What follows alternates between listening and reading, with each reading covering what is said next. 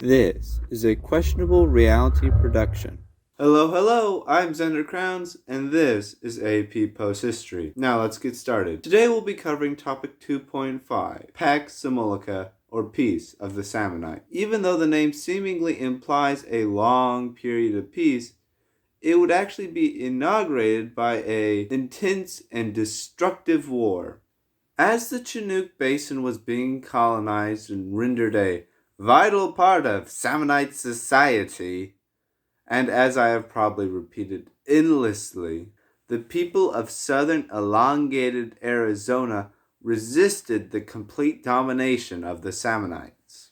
The CS people were much more technologically sophisticated and incredibly old, relatively speaking, often being labeled the cradle of pre-apocalyptic society, and quite frankly, people liked living in the Ciaz much more. Of course, it also had a distinct lack of salmon, which could be a plus or a negative, I guess. I personally think they deserve more attention, but the Collegiate Council does not deem it so, as they are apparently less post-historically important, but such as such. Though the CS touted all these pros, they were significantly less populated, which would serve as a major detriment in the coming years here. Thus, in the year 1074 PQS, Capistranus gathered his men to extinguish the enlightened flame of the Ciaz. Now, not a fan of mountains, Capistranus elected to invade the Ciaz by the sea, and upon landing on the coast, many of the Samnite soldiers were stricken by the preserved modernity that could be found in the Ciaz capital of Nouveau Phoenix. As while Sakaitis had a dingy convenience store, Nouveau Phoenix had supermarkets with an extra super, or sometimes a plus. Some say they even saw hobby emporiums and hardware stores. And though this certainly was a moment of weakness, complete devastation was narrowly avoided, as Capistranus was determined to shatter this pristine-stained window of life.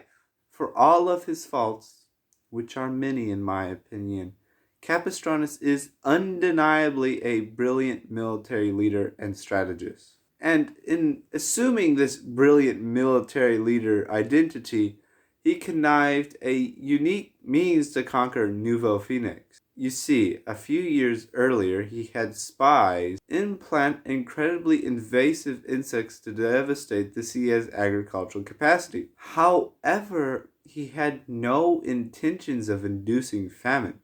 Instead, he had another group of spies purposely leak the recipe for a powerful insecticide used in ancient historical times, DDT. You see, in an archaeological site, a copy of Silent Spring by Rachel Carson was discovered along with the DDT instruction manual. Capistranus used this as a means to poison the Ciaz and prime the region for invasion.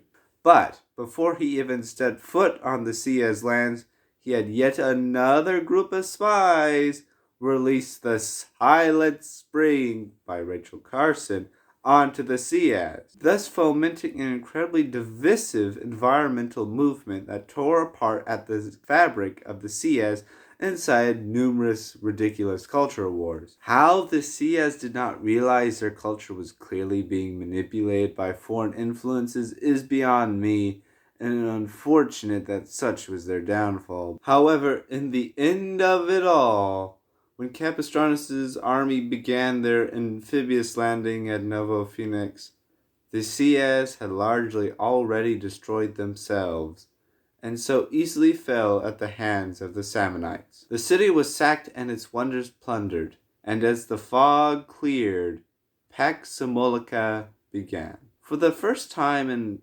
probably a millennia, a degree of peace was known on this fair earth. This would be the start of a short-lived golden age of the Samnites, and would see massive accomplishments in science, literature, society, and culture.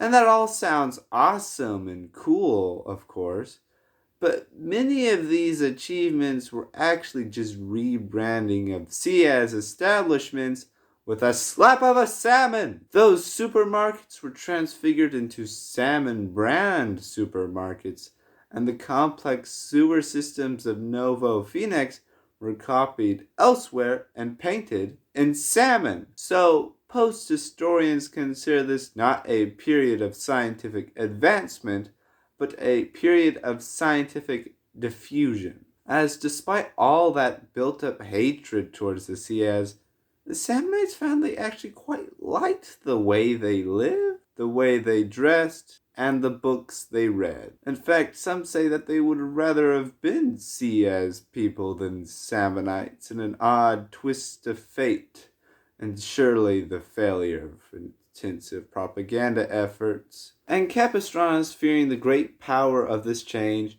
and being a undeniably strong man of his time, mobilized cultural correctors and maintainers to ensure that every adopted innovation had a hint of salmon, while disliked diffusions were stifled and removed. In fact, let's turn to the History Maker segment where Capistranos addresses his people for what would be the last time. The maple taste of slavery lingers in my mouth still. My eyes remember the draining of the Black Seas before us. Yet, much of my life, I lived as a mighty salmon, lively and strong, conquering lands beneath me and rendering the world subservient.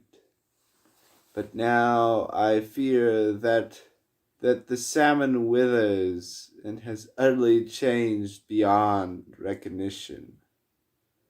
Its silver and perfect body has reddened, its face greened, and its mouth crooked, its fins rot, and I dread what is beneath this salmon guild.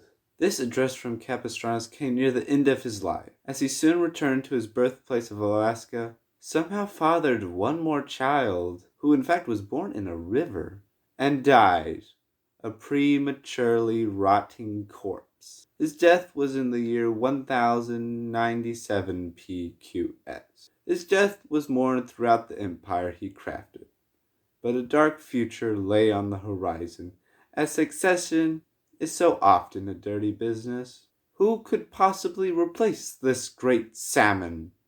Many were simply shocked that their salmon god could even die. With the seeds of impending doom firmly sowed and properly fertilized, something terrible would be coming soon. But I get ahead of myself.